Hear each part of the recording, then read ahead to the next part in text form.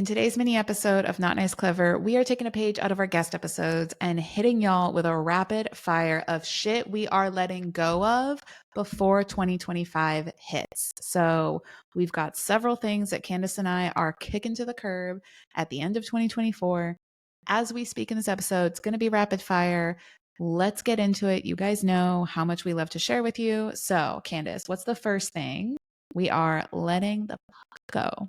We are letting go of an outdated mindset of perfectionism, believing that perfectionism is even a real thing. It's absolutely not. Progress over perfection. And we are going to celebrate progress instead of worrying about being perfect, because perfect is an illusion. And even though we are delusional in our goals, we are not going to be chasing something that doesn't actually even exist. Yes. Okay. Another thing that we are leaving behind in 2024 is another outdated mindset of hustle culture. Look, we've heard it. We've said it. I've lived it. I know Candace has too. Hustle, hustle, hustle. Respect the hustle. Tip your hat to the hustle. Great. No, not anymore.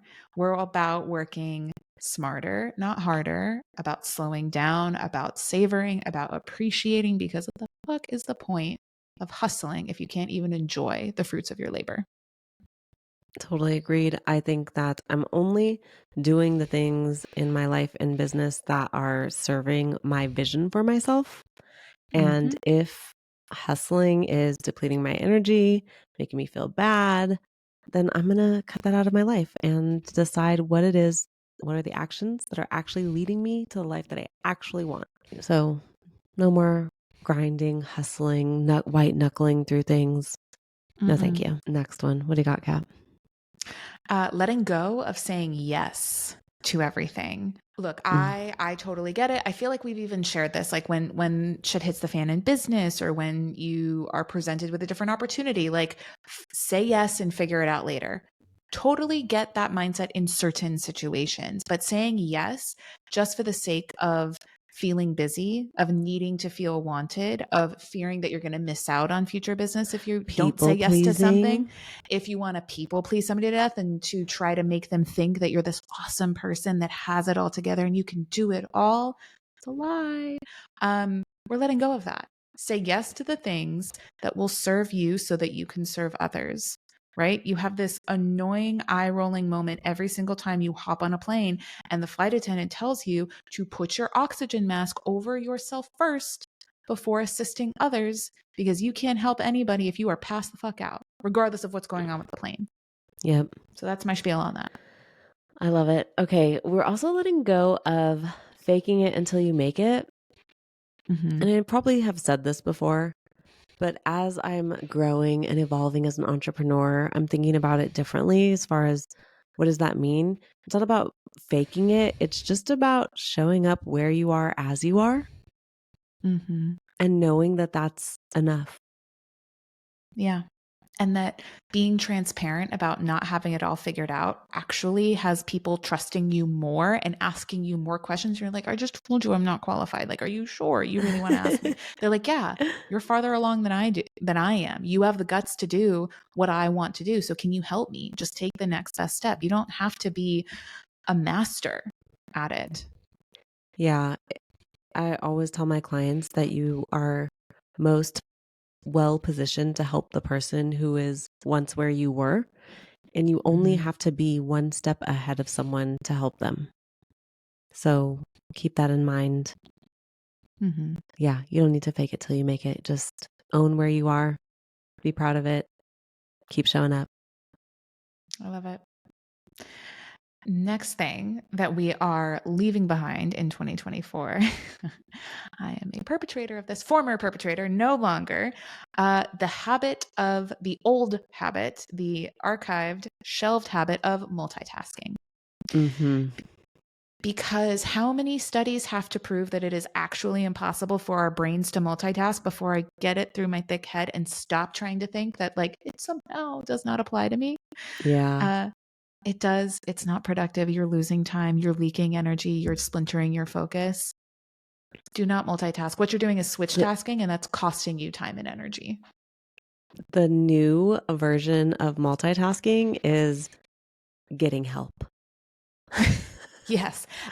Admitting you need help Admitting and you need being help. open to receiving it. Yeah. Yes, both of those things. Being open to receiving it, that is also so important. Mm-hmm. Um, yeah, this is where we bring in outsourcing. This is where we let someone else shine in what brings them joy, what they're great at. Mm-hmm. So, yeah, ask for help, get help. It's okay, you deserve it. Mm-hmm. And you will accomplish far, far more than you would ever have accomplished by yourself, regardless Remind of me how that great when you are. I'm freaking out, when I have a I baby will. and I Yeah. need you to be like, remember how you said it's okay to get help? Yeah. I'm just going to actually text you the episode because I feel like if I try Yeah, to say that to you in the moment, you'd be just like, you don't subtle. understand, Kat. Yeah, exactly. Subtle. Be like, this might be helpful for you. The next one is letting go of fear-based decision making. Feeling like you are forced into choosing something because you're scared of the alternative. Mm-hmm. We're just we're not doing that anymore. We're making Yeah. decisions based on where we're going Mm-hmm. and where we And want to be in our life. with optimism and energy and love Intention. because intention. If making decisions based out of fear actually helped you in the long term, maybe we would consider it as a strategy, but it doesn't.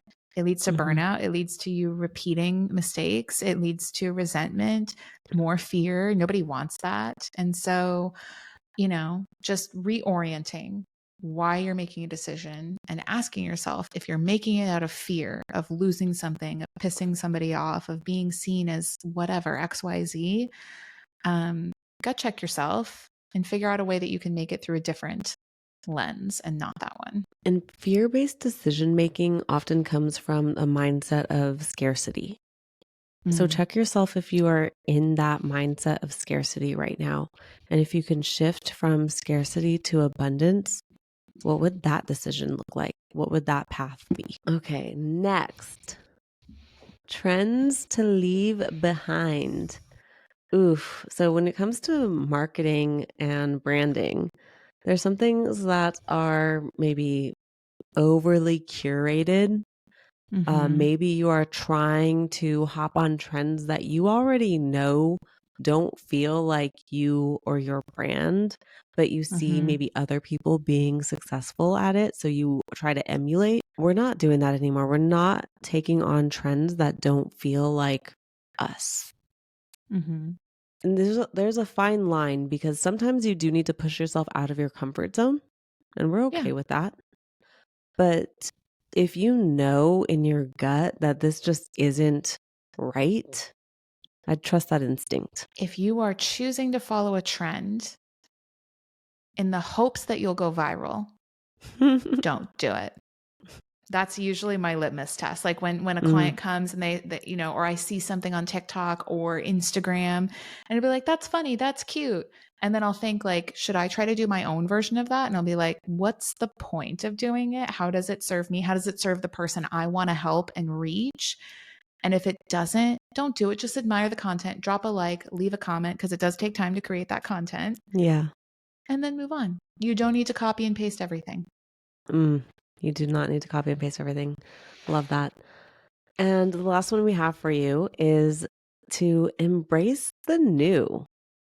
The new year is such a great time to look ahead, look back at the things that you want to leave behind like we are today, but look Mm-hmm. ahead with hope and optimism and allow yourself to evolve and grow. And so it is very normal for you to step into a new era in a new year, and that's okay. And we encourage that. And we are excited for what 2025 is going to bring to all of the Clever crew. And if you have not yet done so, please do leave us a 5-star review and share this episode with a friend who can leave some shit behind in 2024 and make room for something great in the year ahead. Thanks for joining us on Not Nice, Clever. Remember to follow Not Nice Clever wherever you listen to audio. And if you haven't already, drop that 5-star review. Share your takeaways, tell us your story. We love to hear it. Signing off, you're not so nice, but oh so clever besties that mean business. See you soon.